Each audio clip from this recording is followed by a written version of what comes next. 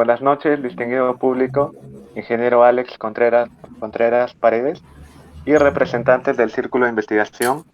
Hoy, en representación del Círculo de Investigación, quiero expresarles mis más cordiales bienvenidas por su asistencia y participación en la ponencia de hoy, Biogás, nuevas tecnologías en el sector transporte y energía. Hoy tocaremos sobre los beneficios de agregación de valor del biogás para poder usarlo como combustible vehicular y en sistemas de cogeneración. También se explicará la excelente conexión del biogás con la cadena de valor del gas natural como el mejor método de transición energética, incluso la conexión que se está dando con el hidrógeno para sistemas de almacenamiento de energía, que será desarrollado por el ponente, por el ingeniero Alex Contreras Paredes, quien cuenta un gran perfil profesional. Realizó sus estudios en la Universidad Nacional de Ingeniería y con una calificación de excelencia académica en el desarrollo de tesis, titulado o nombrado Diseño y Construcción del Sistema de Alimentación de Combustible con Regulación Automática del Caudal de Biogás para un grupo electrógeno. También realizó estudios de posgrado en energética en la Universidad Nacional de Ingeniería. Obtuvo el primer lugar por su participación en el 19º Congreso Nacional de Ingeniería Mecánica, Eléctrica y ramas afines. Fue investigador del Centro de Energías Renovables de la Universidad Nacional de Ingeniería, fundador y gerente de la empresa Al Energy Perú, desarrollador de proyectos de redes internas y externas de gas natural, gasocentros virtuales de GNV y aplicaciones térmicas industriales. Ha dirigido importantes estudios para entidades gubernamentales como el Ministerio del Ambiente, o SINERMIN, y el Ministerio de Energía. Es especialista en motores de combustión interna y externa y actualmente es el representante oficial del Perú en empresas de liderazgo mundial en tecnologías de la bioenergética, tales como Sterling Cryogenics de Holanda, ICTech de Italia, R. Smith Enertech en Alemania y la española Global Gas Energy. Bueno, ese es el gran perfil del ponente del día de hoy. Le doy la palabra al ponente para que empiece con su presentación. Muchas gracias. Muchas gracias por las palabras de bienvenida. Buenas noches a todos por su tiempo y su interés en este tema, que cada vez está teniendo más importancia, sobre todo en estas épocas, ¿no? Donde estamos padeciendo los estragos de una pandemia, una crisis mundial, una crisis sanitaria mundial, que está relacionado con la contaminación del aire, el calentamiento global, ¿no? Y es probable que cada vez tengamos que vivir periódicamente esta presencia o estos brotes de virus, ¿no? Virus extraños. Es debido a cada vez la fauna tiene mayor contacto con las poblaciones de humanos, ya que el calentamiento global está haciendo migrar a estas especies y tener más contacto con el humano, y también el humano está invadiendo sus hábitats, ¿no? Entonces, ahora, por la cuarentena, estamos valorando la calidad del aire, las emisiones, la disminución de emisiones de material particulado, se siente, ¿no? Incluso la transparencia del aire. Se puede divisar paisajes que antes, por la opacidad del aire, no se veían. Entonces, eso está evidenciando cada vez que debemos mantener esta calidad del aire, ¿no? Entonces, claro, tenemos que continuar con nuestras actividades económicas, con nuestras actividades productivas, pero está en nosotros, en los especialistas de ingeniería, de biología, de las ciencias en general, tratar de mejorar estos procesos para disminuir el efecto negativo en el medio ambiente. Y nosotros, desde nuestra especialidad de energía y de recursos renovables, estamos viendo, enfocándonos en el sector transporte y energía para mejorar esas actividades. ¿Cómo mejorar? Con eficiencia energética, mediante sistemas de cogeneración podemos aprovechar la energía del combustible, y si es un combustible renovable como el biogás, mucho mejor, ¿no? Y también vamos a ver que podemos reemplazar, utilizar el combustible del biogás excelentemente para el sector transporte. Entonces, sobre eso vamos a tratar esta noche. Espero que sea de su interés y estoy atento también a sus preguntas a través del WhatsApp del grupo. Entonces, como les decía, esto es una oportunidad para reflexionar sobre nuestros procesos productivos. Allí hay unas noticias últimas sobre la calidad del aire, sobre cómo influye inclusive la contaminación en la mortandad de este virus. Se está manejando bastante información, se está procesando Big Data, que confirma que la mortandad es mayor en ciudades que tienen alta contaminación, especialmente material particulado. Entonces, eso es lo que debemos procurar, que es las autoridades, los académicos, los investigadores,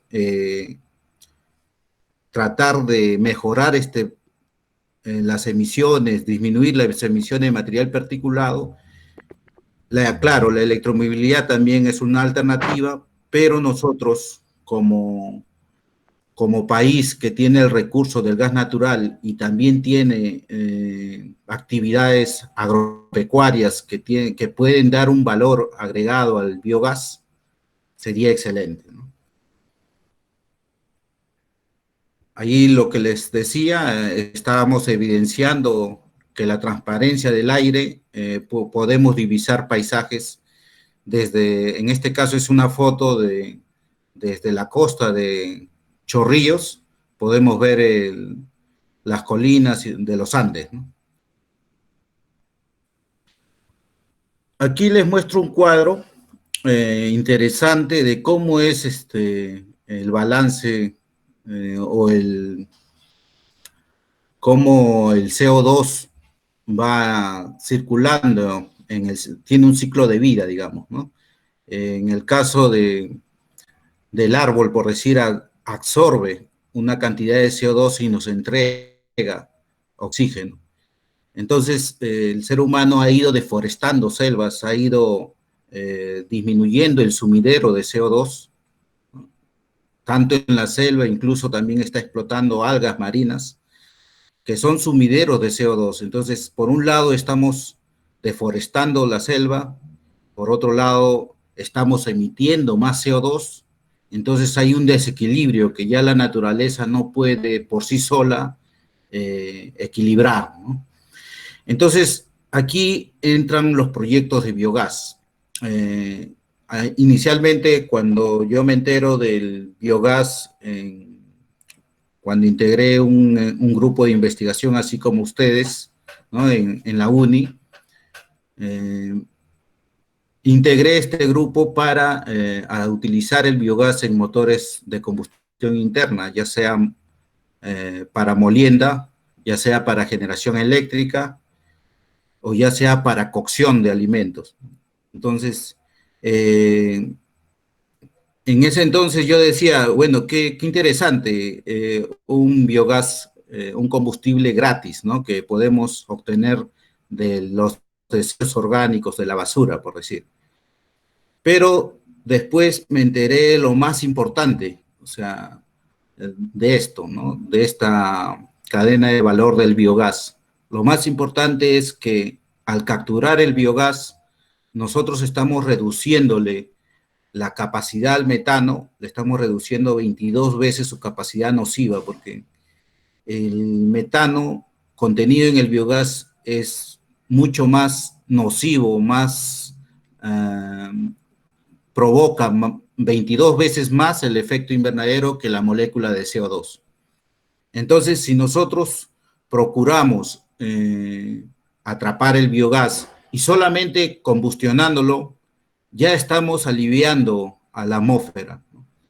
De 22 veces le estamos reduciendo esa nocividad. Entonces, y si además ese calor de la combustión lo aprovechamos para un proceso de repente de generación de energía eléctrica, evitando consumir un combustible fósil, el beneficio es mejor todavía, ¿no? Esta experiencia, por decir, también ya la desarrollamos como empresa para un requerimiento de un cliente en el hipódromo de Monterrico. Acá les voy a mostrar. Bueno, estas imágenes son del hipódromo de Monterrico, donde una ingeniera especialista ha desarrollado los biodigestores, el sistema de biodigestión que proviene del estiércol de los caballos, ¿no? Allí se crían 2.000 caballos de carrera, producen aproximadamente 30 toneladas diarias de estiércol. Esta planta tiene capacidad de procesar alrededor de 5 toneladas. Actualmente se procesa 1 o 2 toneladas más o menos diarias, pero produce alrededor de 150 a 200 metros cúbicos de biogás. Entonces, haciendo un análisis de esta planta, que es una planta que ocupa un espacio de 1.000 metros cuadrados aproximadamente, si uno ve el balance, ¿no?, de la cantidad de la cantidad de biogás que se captura y se utiliza para generación de energía eléctrica, que a su vez esta energía eléctrica sirve para impulsar una bomba de agua sumergible que extrae agua del subsuelo y alimenta toda la red del hipódromo. Entonces, todo ese proceso es equivalente a haber reforestado un área de 50 hectáreas llena de árboles, ¿no? Entonces, ¿cómo es la potencia? Aquí quiero que vean cómo es la potencia de estos proyectos que en reducidos espacios pueden equivaler en beneficio medioambiental a lo que es un área extensa de reforestación. 50 hectáreas más o menos el tamaño de la UNI, ¿no?, llena de árboles. Ese mismo beneficio es equivalente a esta planta. Imagínense toda la cantidad de residuos orgánicos municipales que podemos procesar en el Perú, capturando este biogás, que si no se hace nada se va a la atmósfera. O sea, esta cantidad de estiércol, estas 30 toneladas, se degradan en el medio ambiente y emerge el metano, el biogás emerge a la atmósfera, ocasionando más y más el efecto invernadero. Entonces, el proceso, un ratito, el proceso que se desarrolló en el hipódromo fue el procesamiento del estiércol de los caballos.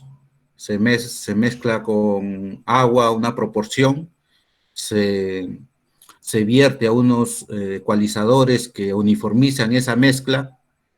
Aquí hubo una dificultad porque el estiércol no era limpio, digamos, venía con una presencia de cascarilla de arroz.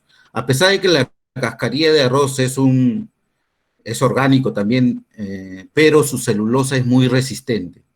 Entonces ocasionaba que el tiempo de degradación, una prolongación del tiempo de degradación, inclusive se formaba capas en la superficie del lodo y evitaban el desprendimiento del biogás. Entonces, eso retardaba, se ha tenido que separar la cascarilla de arroz y verter solo el estiércol.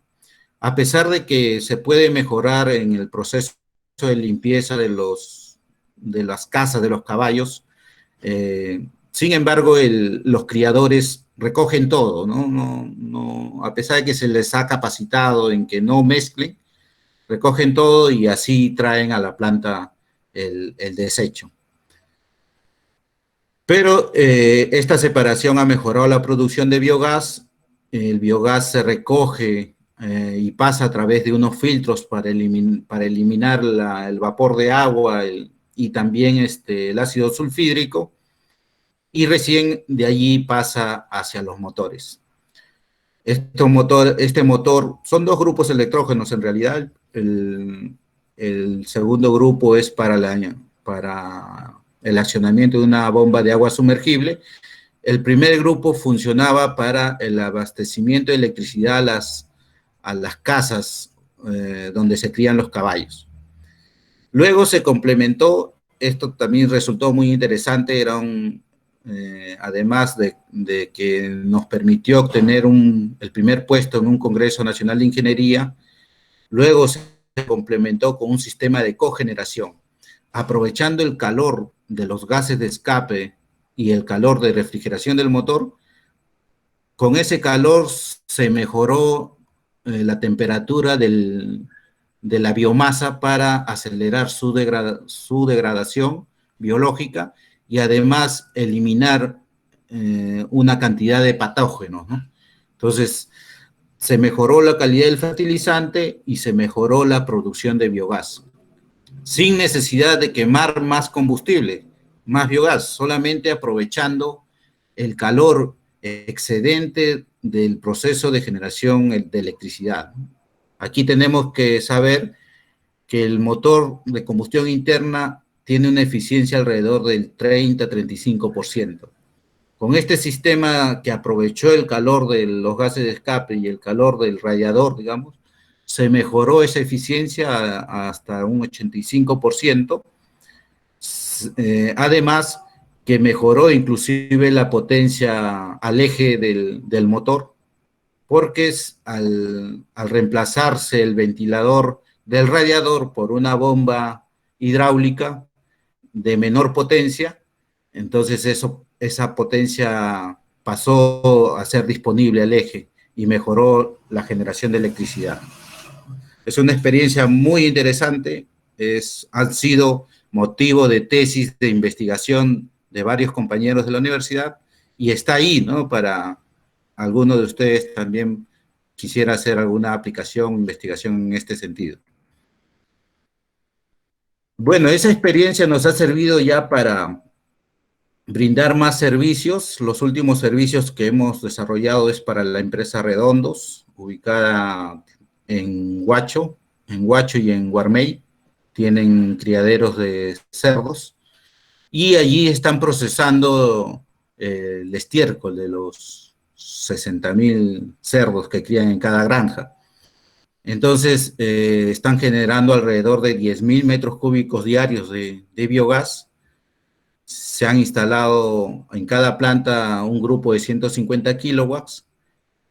Nosotros nos hemos dedicado a simplificar el sistema de alimentación de biogás, porque convencionalmente los sistemas de fábrica vienen para utilizar un biogás previamente presurizado. O sea, se recoge el biogás, se limpia el biogás, luego se presuriza y a partir de ahí se alimenta a los grupos con un tren de válvulas que regula la presión almacenada para la presión que alimente al motor.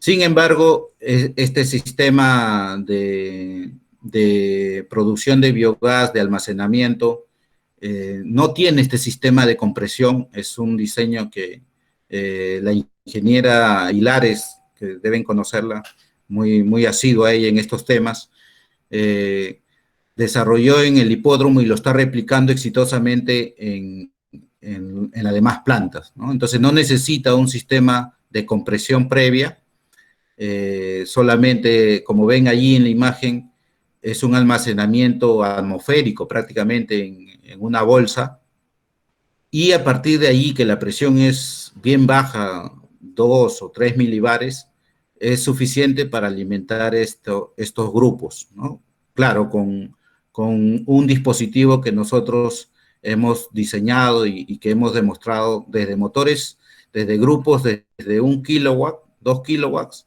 de 50 kilowatts como es en el hipódromo, y en este caso de 150 kilowatts turboalimentado. Entonces, estos dos grupos ya están funcionando desde septiembre del año pasado, están funcionando todos los días, entregan 10 horas de energía eléctrica para su planta, para su propio uso, para su propio consumo de la planta.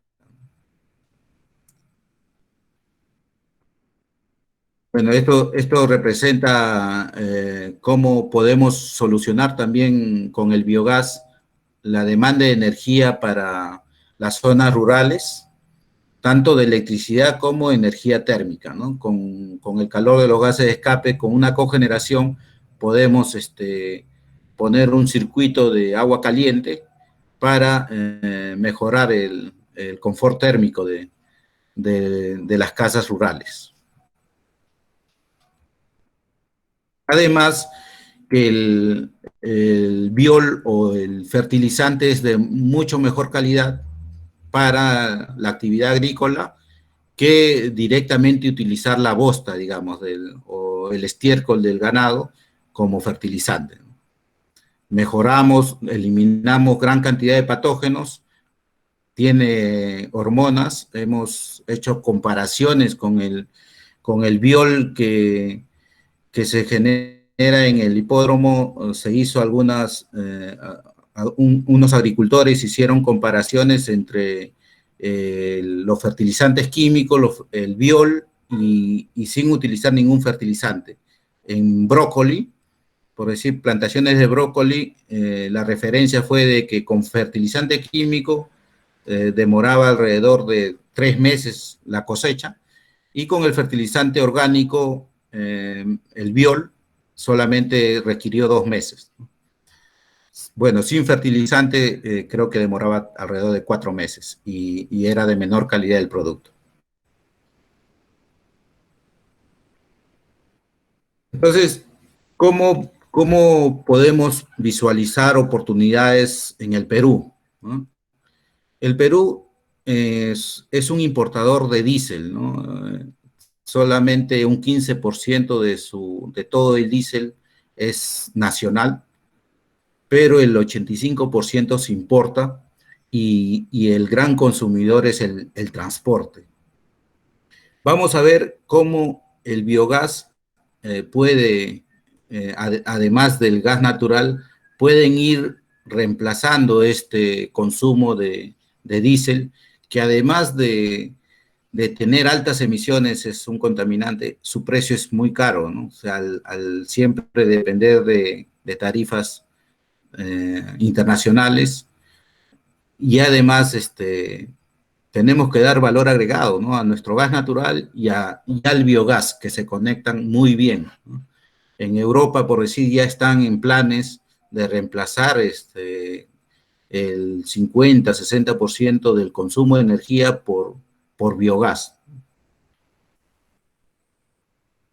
Aquí en este diagrama vemos cómo el diésel se usa en el transporte, el 72%, ¿no? Y también en la minería, en los camiones mineros, que son un gran consumidor de diésel.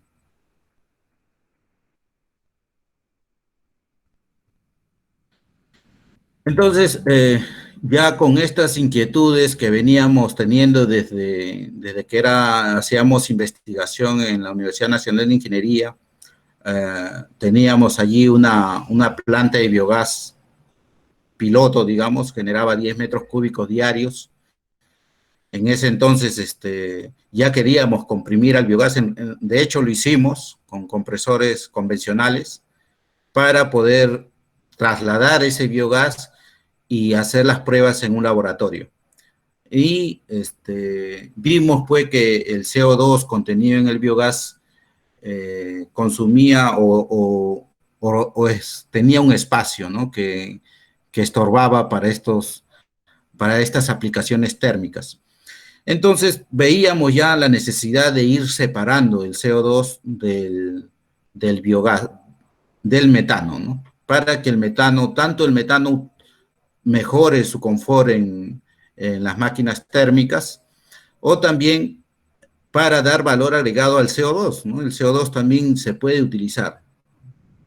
Entonces, separando ambos componentes, optimizamos su uso, y en este caso ya las tecnologías existen, se están aplicando en Europa. Tuvimos la oportunidad de visitar una planta en Turín que procesa 600 toneladas diarias de residuos municipales.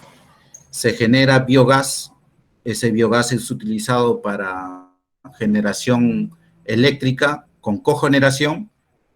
A su vez, esa cogeneración sirve para abastecer de agua caliente a la ciudad, y además se está limpiando ese biogás. Parte de ese biogás se limpia, se concentra el metano, se lo puede comprimir para usarlo como GNV. Allí en Turín lo usan como GNV, en la propia flota de la empresa que recolecta estos residuos. O también se puede liquefactar, ¿no? Para una aplicación vehicular de mayor autonomía, como vamos a ver más adelante. Entonces, la empresa Easytech, que además es propietaria de Stirling y a quienes nosotros representamos en el Perú, está desarrollando estas aplicaciones para abastecimiento de bio-GNL, o sea, el biogás purificado, el metano purificado del biogás, mediante un proceso criogénico se vuelve líquido, se lleva a la temperatura de menos 160 grados centígrados para cambiar de fase y poder concentrar mejor la energía y poder aplicarlo para vehículos ya de gran tamaño, buses interprovinciales, camiones de carga, incluso podemos aplicarlo a camiones mineros. Aquí les presento la tecnología que estamos proponiendo para estaciones de servicio que ya estén conectados con el gas natural, ya sea de Cálida o de Contugás. También esta tecnología puede ser aplicado por decir, a producción de biogás en rellenos sanitarios. Los volúmenes son interesantes. Se están evaluando proyectos aquí en Perú para utilizar ese biogás en la propia flota de la empresa recolectora de basura. Entonces, la aplicación del bio-GNL, que sería ya este producto, sería muy interesante porque permite reemplazar el diésel que usan estas unidades por bio-GNL. Vamos a ver cómo esa tecnología, cuál es esa tecnología que permite eso. Esta es una vista de planta, en realidad es relativamente compacto. Esta planta produce 10 toneladas por día de bio-GNL, ¿no? Su espacio son 2 contenedores de 40 pies unidos, que hacen más o menos 12 metros por 5 de ancho, 12 de largo por 5 de ancho. Además de los accesorios, de los componentes accesorios, como el chiller y una sala de control. Por eso es que esto tiene mucho interés para aplicarse en las estaciones de servicio, cuyas áreas están más o menos alrededor de 2.000 a 5.000 metros cuadrados. Este es el corazón del sistema. Esta es la tecnología desarrollada por Philips de Holanda.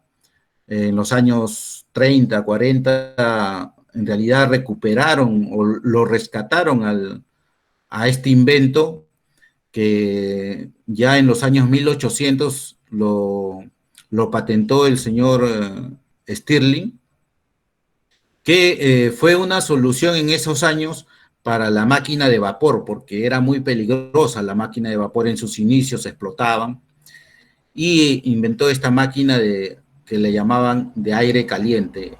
Eran muy silenciosas, pero sí lentas, ¿no? Y robustas, muy grandes. Cuando apareció el ciclo diésel y el ciclo Otto, que eran más compactos, más pequeños y desarrollaban más potencia, como que el Stirling se quedó en el olvido. Pero el Stirling siguió siendo más eficiente. Vamos a ver por qué era más eficiente. Y ahora está recuperando protagonismo esta máquina Stirling. ¿Por qué? Porque permite utilizar cualquier fuente de calor, ya sea biogás, ya sea leña, ya sea incluso radiación solar, ¿no? para su funcionamiento como motor. En el caso nuestro, lo estamos usando en el ciclo inverso. O sea, en vez de entregarle calor, vamos a impulsarlo con un motor eléctrico en este caso, y ese movimiento en su interior va a provocar una expansión cíclica del gas de trabajo. Hay un gas helio que se utiliza en el interior, que en un minuto aproximadamente 1000 veces se expande, ¿no? Esa expansión continua provoca una absorción de calor que hace que llega a temperaturas de menos 200 grados centígrados. Entonces, esta máquina ya está siendo aplicada desde los años 60 para producción de oxígeno medicinal, ¿no? Oxígeno líquido medicinal, nitrógeno, gases especiales. Y bueno, ahora por la coyuntura mundial de la alta demanda del oxígeno, también estamos viendo aplicarlo aquí para que los propios hospitales ubicados sobre todo en provincias generen su biogás, perdón, generen su oxígeno medicinal de alta calidad, ¿no? ¿Por qué es bueno reiterar eso? Porque el proceso de licuefacción ya por sí no permite las impurezas, porque esas impurezas se solidifican. El CO2 a menos 60 grados ya es sólido, por ejemplo, ¿no? Entonces, el oxígeno que concentramos en estado líquido es puro y es ideal para la aplicación médica.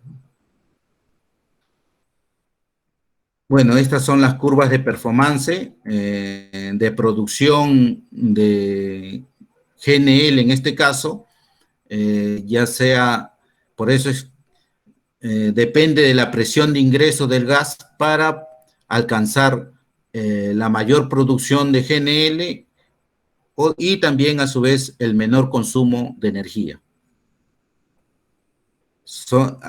Las presiones ideales son entre 16 a 20 bar, que es las presiones justo de varias estaciones de servicio donde estamos evaluando la aplicación de esta tecnología.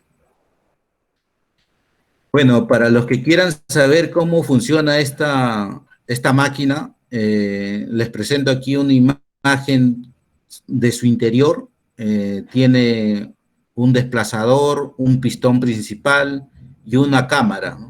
Y al interior está el helio a una presión de 20 bar. Ese helio transita de una zona de alta presión a una zona de baja presión gracias al movimiento traslacional de estos componentes móviles, y se expande en un minuto 1000 veces en la zona superior, generando una absorción de calor, ¿no? Y disminuye la temperatura. Entonces el biogás o el biometano transita solamente por la parte superior y es absorbido ese calor y cambia de fase a fase líquida a los menos 160 grados, y se almacena ese biometano o bioGNL ya en este caso para su aplicación en centrales térmicas, en hornos y si es en vehículos mucho mejor. Bueno, acá hay un pequeño video, cómo funciona esta máquina, el fundamento de esta máquina.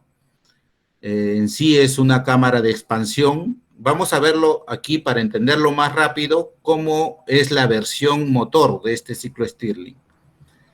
Aquí recibe el calor en esta parte, el gas de trabajo, el gas se expande por esa transferencia de calor, empuja el pistón principal. Ese pistón principal está conectado mediante un eje tubular a un mecanismo rómbico que vamos a ver. A su vez, el señor Stirling puso un desplazador que lo conectó mediante un eje sólido y que atravesó el eje circular del eje del pistón principal. También hizo la conexión entre la zona caliente y la zona fría, ¿no? Hizo esta conexión, le agregó un regenerador. Este regenerador mejoró la eficiencia térmica del equipo porque absorbía el calor que se necesitaba retirar y lo utilizaba para el calentamiento cuando se necesite y disminuía el consumo de combustible, digamos. Entonces, este desarrollo, como les dije, ha sido de la Philips, ya lo ha patentado, ahora es Stirling Cryogenics la empresa representante. Este es el mecanismo rómbico, ¿no?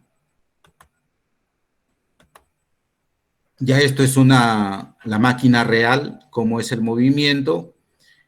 Y aquí hay una experiencia en un laboratorio, cómo se consigue en las temperaturas bien frías para licuar. En este caso es el aire que está en contacto, el aire de alrededor nomás ya se está condensando por las temperaturas que en este caso deben estar alrededor de menos 180 grados centígrados.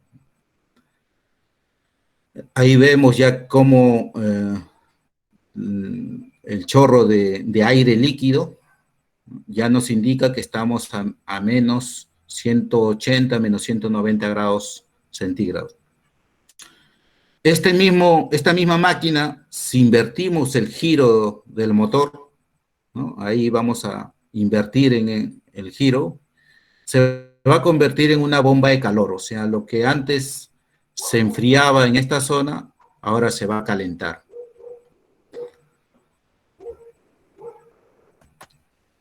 Se llega a temperaturas, en este caso de 1000 grados, donde ya se nota al rojo vivo el material. Y este es un prototipo experimental de un motor Stirling que se fabricó en la UNI. Unos amigos también investigadores hicieron su tesis con esta máquina. Aquí lo estamos probando con biogás. Este es el motor Stirling más pequeñito que se fabricó. En este caso, como es un prototipo, el gas de trabajo es aire. En la parte inferior, ese aire recibe el calor, se expande, internamente transita hacia la zona fría. Esta es la zona fría donde están las aletas. Ahí es donde se enfría solamente por convección natural. Aquí no hay regenerador, es un prototipo experimental. Y lo interesante es que puede utilizar inclusive energía solar concentrada en este punto para mover de repente un generador eléctrico. Muy bien, pasamos.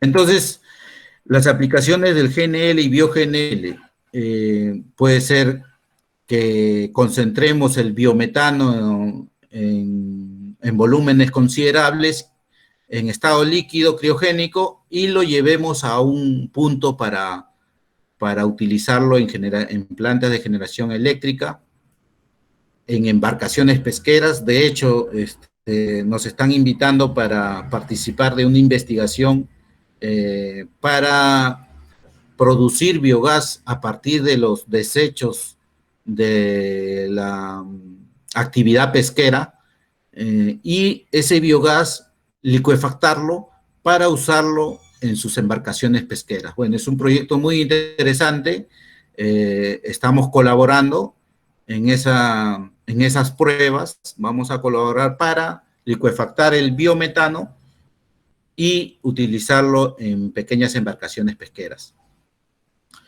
Bueno, los proyectos del tren de cercanías, también puede usar GNL y BioGNL, los camiones mineros. Vamos a ver que Caterpillar ya desarrolló su tecnología de estos camiones grandes de 400 toneladas de carga para utilizar GNL. Y vamos a ver por qué el BioGNL se vuelve muy interesante para estas aplicaciones. Bueno, los proyectos de redes de gas natural también se hacen factibles. Incluso en otros países, el biogás que se produce de una actividad agropecuaria, si está cerca al ducto, entonces el biometano se puede inyectar a esa red de ductos de gas natural. Bueno, nosotros estamos proponiendo el GNL para el sector transporte especialmente. Aquí mencionamos que el metropolitano puede usar GNL para mejorar su autonomía, su disponibilidad para el servicio y además incorporar un sistema de aire acondicionado, ¿no? Para mejorar la performance o el confort de los pasajeros, sobre todo en verano. Aquí está la tecnología Caterpillar, que las especificaciones de la tecnología Caterpillar para usar GNL o BioGNL. Este es el dato más importante que necesitan cumplir ellos, el número de metano. El número de metano es un concepto similar a lo que es el octanaje, ¿no? Nosotros tenemos en los grifos gasolinas de 84, de 90, 95 y 97 octanos, ¿no? ¿Qué es el octanaje? Es la resistencia a la detonación. Entonces, un motor de alta relación de compresión necesita una gasolina de alto octanaje. Similares aquí, los motores de combustión interna, diésel sobre todo, porque estos camiones mineros son diésel, tienen relaciones de compresiones bien altas. Entonces, el GNL que necesitan para hacer funcionar estos motores en su sistema dual, o sea, van a reemplazar una porción un 70% del diésel por GNL, pero ese GNL necesita un número de metano de 80 por lo menos, ¿ya? Acuérdense de ese dato, de 80. Bueno, esta es la proyección de una mina en Ica que está planeando convertir su flota a partir de marzo del 2021. Bueno, esto era antes de la pandemia, seguro todo se está moviendo con esto, ¿no?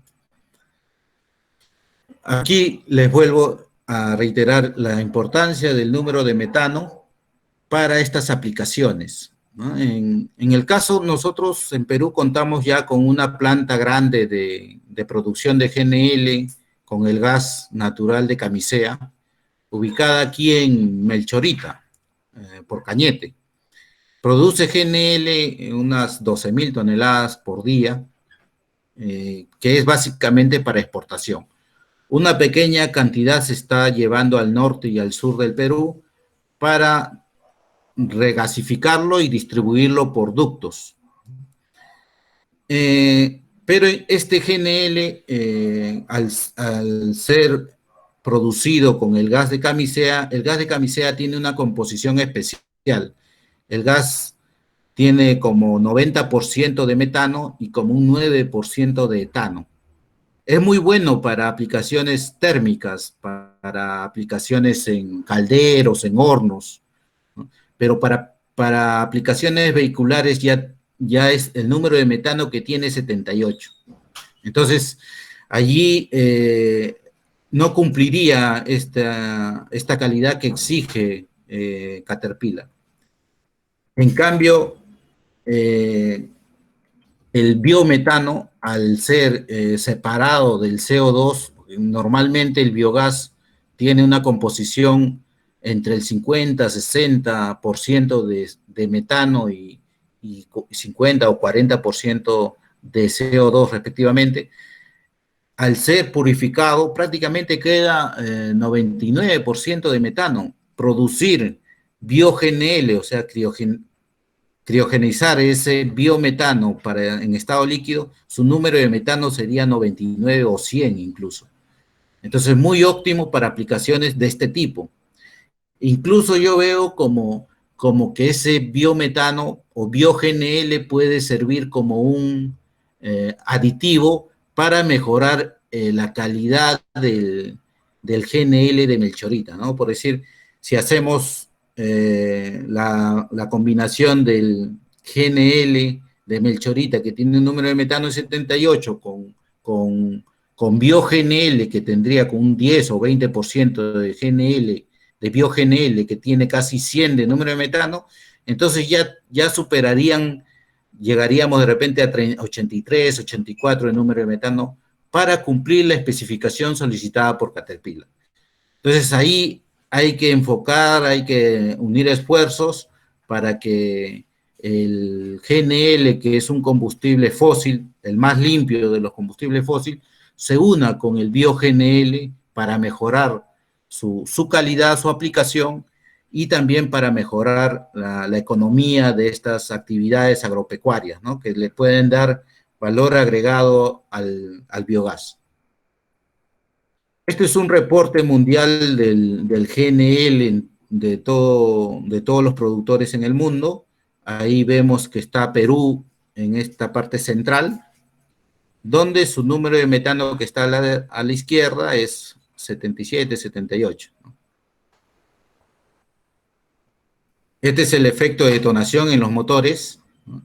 Se forman puntos calientes que con la onda de llama o con la velocidad de llama que se genera la bujía, se genera otro frente de llama, ¿no? Y ambas chocan.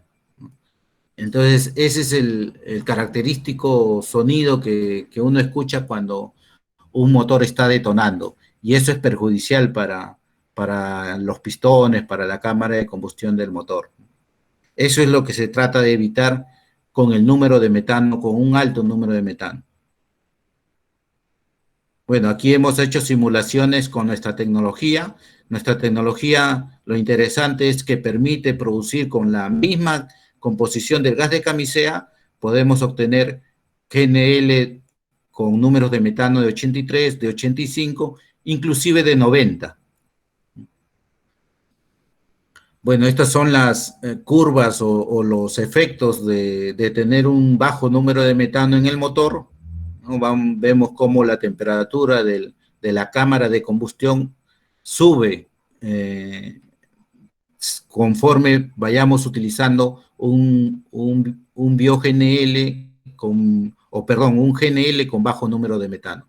En el caso de bioGNL estamos óptimos, ¿no? Casi 100 de número de metano y su temperatura de combustión, la temperatura de la cámara de combustión estaría relativamente baja.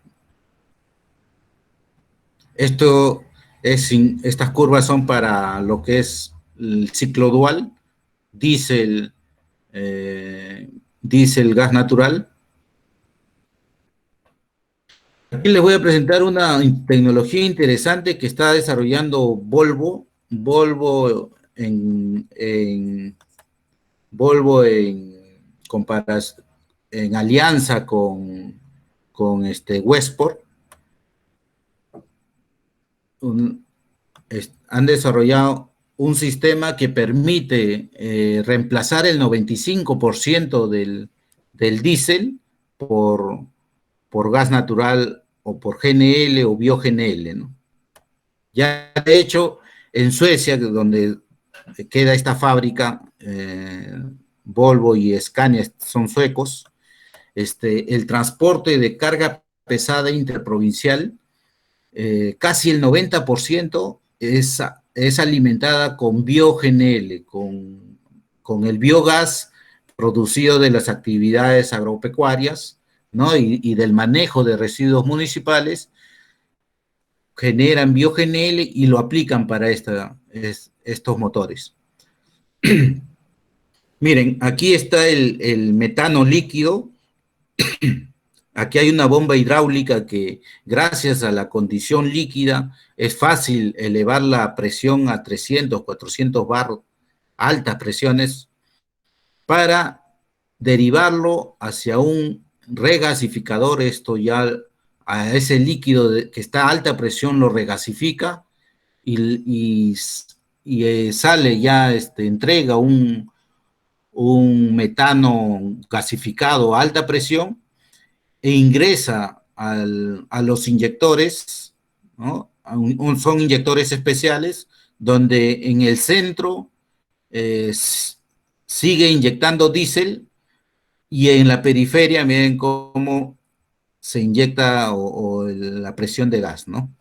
Entonces el diésel ya es solamente 5%, las emisiones son muy bajas, de material particulado es muy bajo, y lo interesante es que la performance, las curvas de potencia y de torque de estos motores son muy similares al motor diésel, al convencional que usa 100% diésel.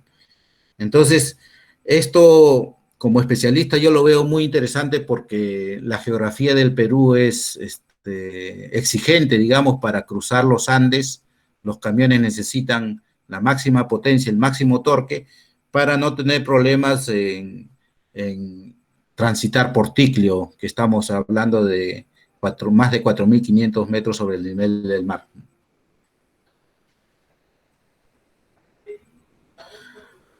Aquí esta es una vista de un plano de una estación que estamos evaluando, colocar este sistema de Stirling para la criogenización del gas natural para producir GNL,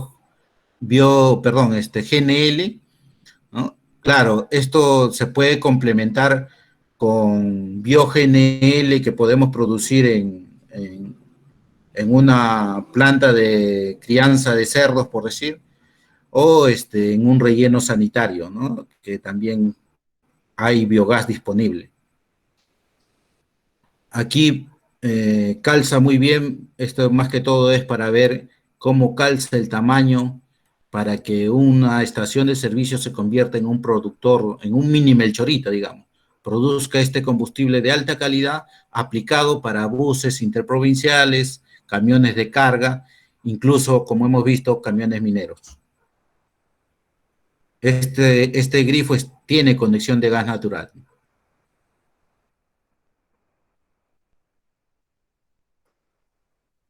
Bueno, ahorita vamos a ver otro video donde vamos a ver cómo se conecta el biometano, el bio-GNL, el gas natural y el hidrógeno, ¿ya?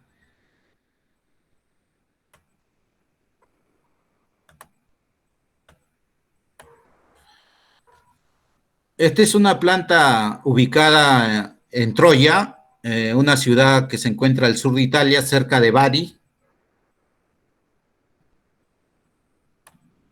Este valle tiene buena velocidad de viento, ¿no? Se siente el viento ahí bastante fuerte.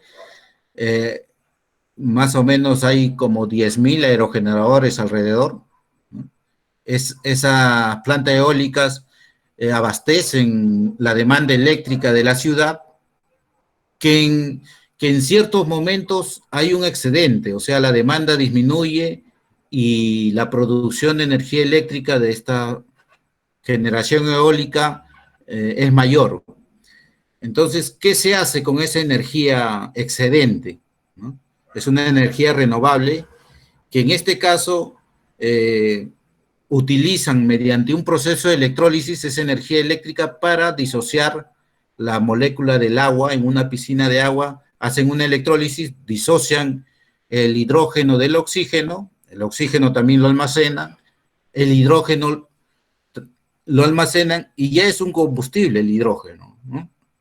Pero su tecnología todavía está en desarrollo, ¿no? Es uno de los gases más de alta de alta capacidad detonante, y también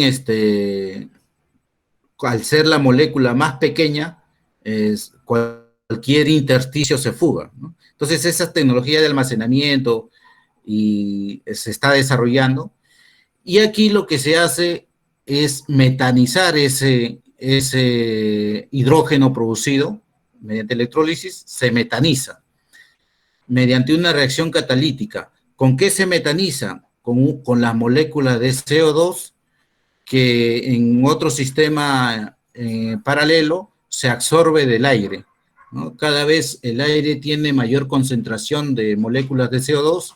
Aquí, en esta planta, se captura ese CO2, con el hidrógeno reaccionan y se produce el metano. Ese metano finalmente es licuefactado, se convierte en un bio-GNL con una máquina Stirling, se almacena en un tanque y sirve para abastecer a los camiones que transitan en esta zona. Muy bien, les agradezco mucho su atención, espero haberlos motivado para seguir en esta investigación, en este círculo de valor del biogás. Los felicito al Círculo de Investigación Biogás y Biometano porque están en el camino correcto, ¿no? Con mucho futuro para estas aplicaciones. Estoy atento a sus preguntas.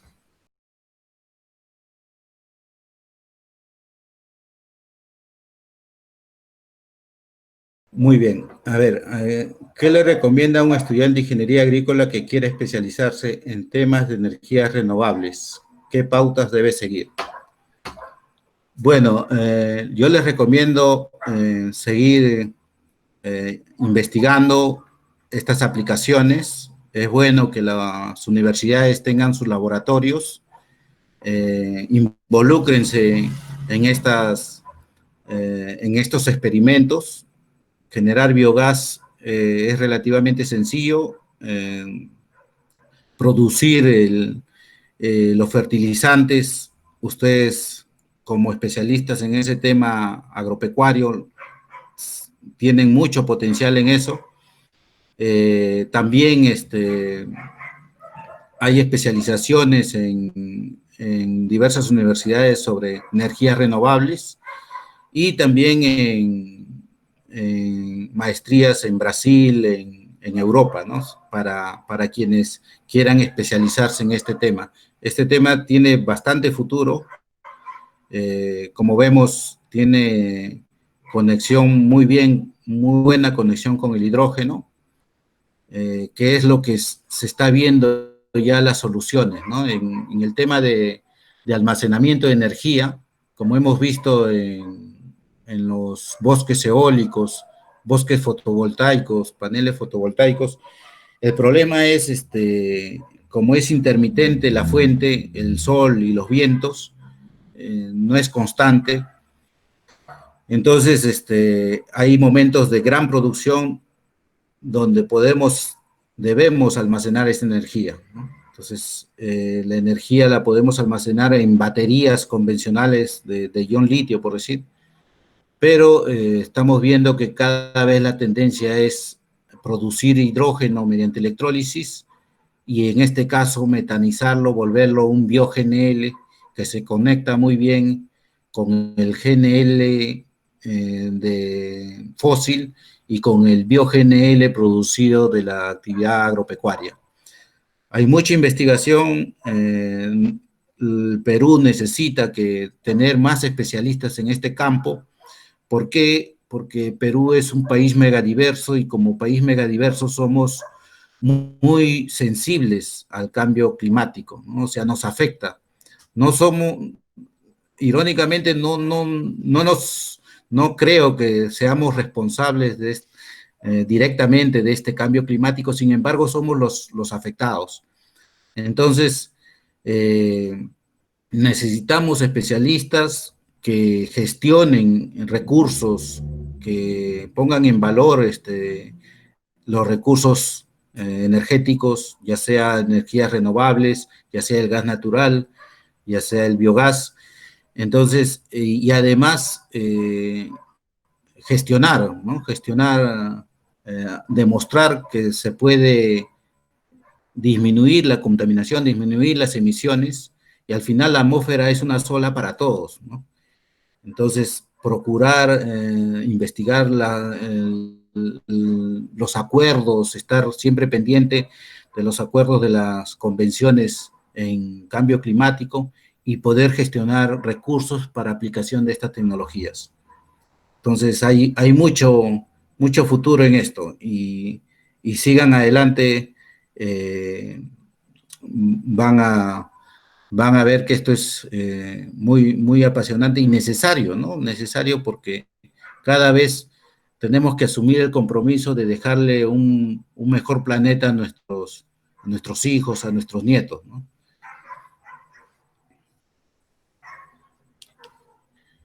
A ver, la siguiente pregunta.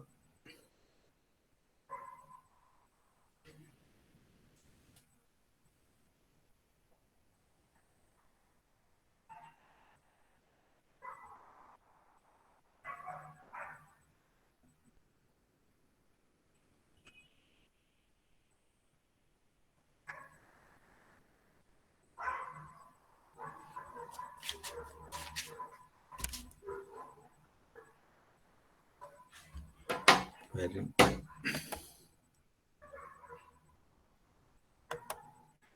muy bien. La siguiente pregunta, a ver, ¿cuál es la eficiencia en electricidad en los sistemas de cogeneración utilizando biogás? Muy bien, como les decía, la eficiencia en un grupo electrógeno normal, digamos que solamente genera electricidad, estamos hablando entre 35 a 40% ha mejorado esa eficiencia. Mientras más grandes sean los grupos, la eficiencia va a mejorar.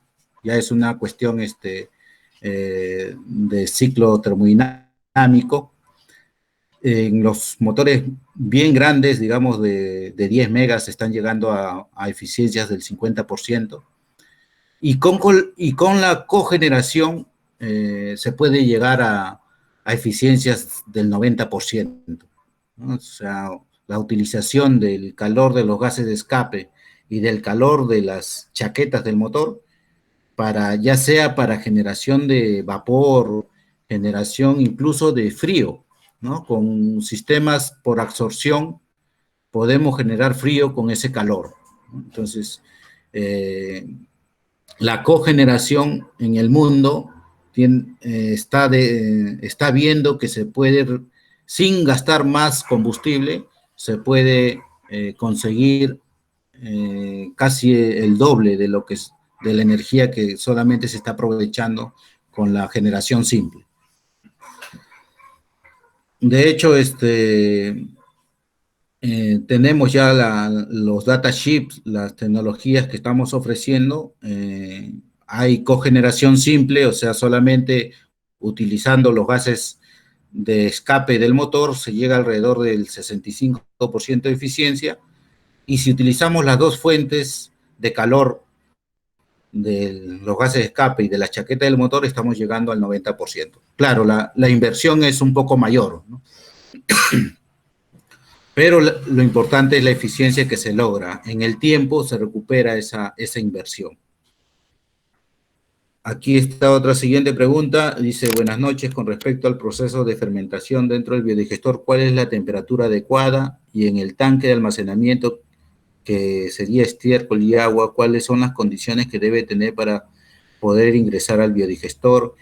Y por último, se tuvo mejores resultados con la parte líquida del fermento. ¿Cuáles serían las aplicaciones del estiércol después de la producción del biogás? Claro, el caso del hipódromo se genera un fertilizante, el biol de alta calidad, es con lo que se ha hecho estas pruebas con brócoli, ¿no? Y se pudo evidenciar el beneficio, la calidad del producto en menor tiempo. Y en el tema de la temperatura adecuada en el biodigestor, eso es un campo que lo domina bastante la ingeniera Hilares, pero justo ella fue la que nos requirió el calor para... Ya estaba funcionando el grupo electrógeno generando electricidad, ¿no? 50 kilowatts de energía eléctrica, pero nos dijo, hagamos un sistema de cogeneración. Nosotros encantados, le pusimos un intercambiador de calor a la salida de los gases de escape y otro intercambiador de calor para el refrigerante del motor, para el líquido refrigerante. Ambos fluidos que recibían el calor de estas fuentes se unieron. Estaba más o menos el líquido, el agua que recibía este calor estaba casi a los 100 grados centígrados. Se inyectó en el biodigestor en un serpentín ya previamente instalado, estaba listo el biodigestor con un serpentín al interior. Este serpentín recibió la inyección de esta agua caliente. Empezamos, recuerdo esa experiencia, era verano, sí, estábamos con una temperatura ambiental de 28 grados centígrados.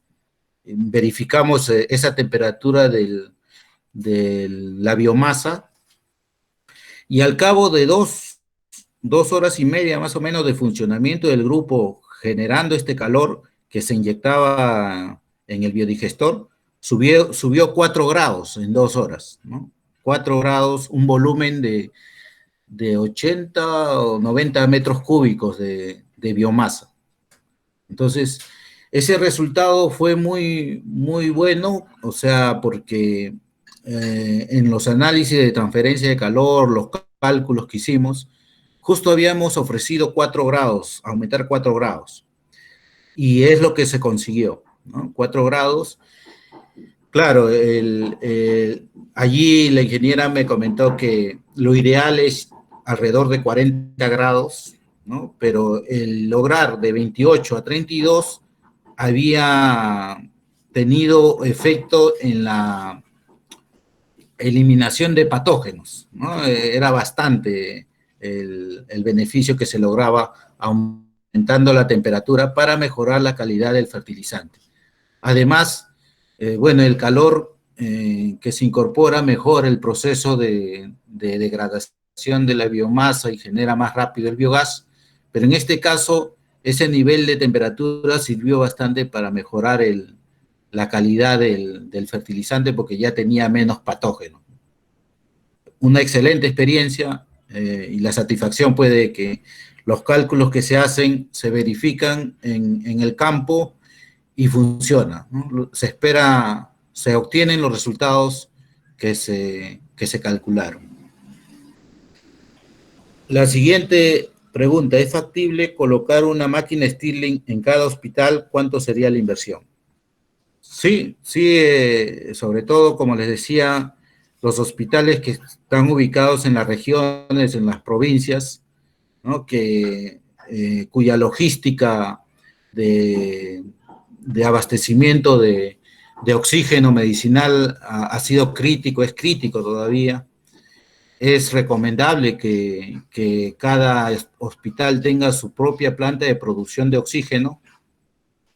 Nosotros tenemos la tecnología, de hecho, en Europa el mayor flujo de negocios es en estas aplicaciones. Son sistemas PCA completos, integrales, que purifican el aire mediante un proceso de compresión, lo separan del nitrógeno, separan las partículas de CO2 y también los potenciales presencia de bacterias. Ello se deriva en tres vías, una que puede ir directamente a la red de oxígeno del hospital, otra que va a almacenar el oxígeno comprimido, y la tercera vía es la licuefacción de ese oxígeno, el almacenamiento para darle una seguridad de abastecimiento de oxígeno al hospital, tener una reserva ahí de oxígeno, o si es necesario abastecer a otro hospital esa producción o ese oxígeno líquido ya concentrado se lleva a otro hospital, ¿no? Es la solución que estamos proponiendo. Hay diferentes tamaños. El tamaño más pequeño es una inversión alta. Estamos hablando de algo de casi $400,000, pero es una solución integral, ¿no? Es una solución que, según estimaciones, en un año se recupera la inversión y sería ahorros, representaría ahorros durante todo el periodo de vida de estos equipos, ¿no? Estamos hablando que los Stirling están funcionando en el mundo 25 años, son sus periodos de vida, son máquinas bien confiables, bien duraderas, muy eficientes, es la característica. Me faltó decirles por qué es eficiente, ¿no? Hay dos características por las cuales lo hacen inherentemente eficiente. La primera característica es que el ciclo termodinámico es el Stirling, que es el que más se aproxima al ciclo ideal. El ciclo ideal es un ciclo Carnot, ¿no? Sin pérdidas, sin entropía, pero de todos los ciclos termodinámicos, el más próximo al ciclo Carnot es el ciclo Stirling. Por eso es una máquina eficiente. Y también en este caso el gas de trabajo es helio. El helio es el más cercano también al concepto de gas ideal, ¿no? Después del hidrógeno es el más cercano. Se usa helio en este caso porque estas máquinas, su temperatura llegan a menos 200 grados. Para otras aplicaciones ya más especiales donde se necesitan menores temperaturas, esta tecnología se está aplicando para investigación en física del estado sólido, en superconductividad, en filtrado de espectro electromagnético, donde estos procesos necesitan tener temperaturas de menos 270 grados centígrados, o sea, casi el cero absoluto. Entonces, mediante un sistema Stirling especial se llega a alcanzar estas temperaturas. Y bueno, es todo un mundo la criogenia, tiene aplicaciones cada vez más prometedoras. Aquí hay otra siguiente pregunta. ¿Qué otras perspectivas nos puede dar con respecto al almacenamiento de energía basada en hidrógeno? Y si se utiliza el oxígeno de la criogénesis para futuras combustiones. Muy bien, como habíamos mencionado, la tendencia es almacenar la energía en hidrógeno mediante electrólisis. El hidrógeno lo podemos comprimir, ya el envase que se necesita es especial porque no debemos tener la mínima posibilidad de poros, ¿no? Es más especial que los tanques o los del GNB, por decir. El GNB estamos hablando de 250 bar o 200 bar de presión para tener una autonomía en un auto de alrededor de 150 kilómetros. En el caso del hidrógeno necesitamos presiones de 700 bares para tener una autonomía razonable. Entonces, y eso, o sea, el hidrógeno se almacena para que alimente a su vez a una celda de hidrógeno, que es una especie de batería, ¿no? Que va a producir la electricidad que va a impulsar al motor eléctrico del auto, ¿no? Entonces, la otra posibilidad de almacenamiento es licuefactar el hidrógeno. Ahí estamos hablando de menores temperaturas, menos 250 grados centígrados, pero cada vez que necesitemos menos temperatura, más bajas temperaturas, vamos a consumir más energía en alcanzar esas temperaturas. Entonces ahí ya tenemos que evaluar qué cosa es lo más conveniente, ¿no? Lo que hacen las estaciones que se están proyectando para suministrar hidrógeno a los autos es la producción de hidrógeno en la propia estación, porque producir hidrógeno y transportarlo ya no lo hace conveniente. Actualmente el hidrógeno para usos industriales se produce a partir del gas natural. El gas natural básicamente es metano, CH4, se disocia la molécula del CH4 mediante una combustión incompleta y se obtiene hidrógeno. Entonces, si tenemos, también podemos usar el biogás, ese metano, para producción de hidrógeno. En el caso, en el video que hemos visto, se hace lo inverso, ¿no? Ya tenemos hidrógeno y lo queremos hacer más amigable. ¿Cómo lo hacemos más amigable? Lo metanizamos, ¿no? Lo unimos con una molécula de CO2. Esta molécula de CO2 en esta planta se obtiene del aire, ¿no? Se captura del aire. Pero se está viendo que puede ser una solución, por decir, para las plantas industriales que ya emiten CO2, ese CO2 pueda utilizarse para hacerlo reaccionar con el hidrógeno y producir otra vez metano. Entonces, le vamos dando, lo vamos reutilizando a esas emisiones de CO2. Esa es la idea, ¿no? Cada vez buscar soluciones para que la economía circular se pueda emplear y disminuyamos nuestras emisiones de gases contaminantes a la atmósfera. Bien, creo que son todas las preguntas. Muchas gracias, ingeniero, por su ponencia. Ha estado muy interesante de las nuevas tecnologías, aplicaciones a la purificación del biogás.